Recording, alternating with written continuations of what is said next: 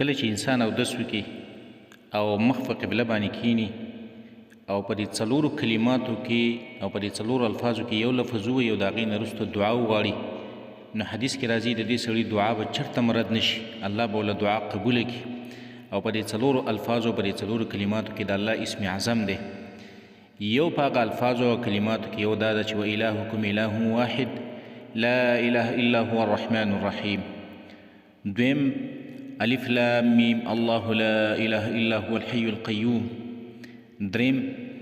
اللهم إني أسألك بأني أشهد أنك أنت الله لا إله إلا أنت الأحد الصمد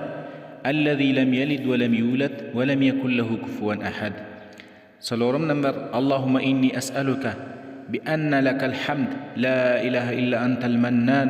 بديع السماوات والأرض يا ذا الجلال والإكرام يا حي يا قيوم. دا څلور الفاظ او څلور کلمات دي که په دې کې هره کلمه او هر لفظ د دعا نه مخکې سړی ووایي او په اوداسه باندې ناست دی او قبلې ته یې مخ کړی دی او بیا د الله نه دعا وغواړي، نو حدیث کې راځي دې کې د الله اسم اعظم دی، هغه اسم اعظم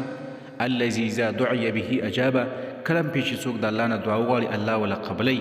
واذا سئل به اعطى، او کله چې پې څوک د الله نه سوال وکړي الله یې ورله ورکوي. هر حاجت، شرعي حاجت،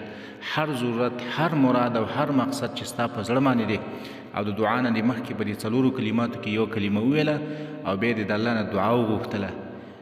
او په یقین سره یې وغوښتله، په یقین سره. حدیث کې راځي ادعوا الله وانتم موقنون بالاجابه. تاسو چې د الله نه غواړئ دعا، نو تاسو دا یقین کوئ چې الله به له قبلی، یقین به لرئ چې الله به له خامخا قبلی، الله به ضرور قبلی. نو انشاءالله الله پاک به د دې الفاظو د دې کلماتو په برکت باندې چې په دې کې د الله اسم اعظم دی، په دې سره به الله پاک هر دعا د انسان او د مسلمان قبوله شي، هر حاجت دا به پوره شي، هر مراد او هر مقصد ته به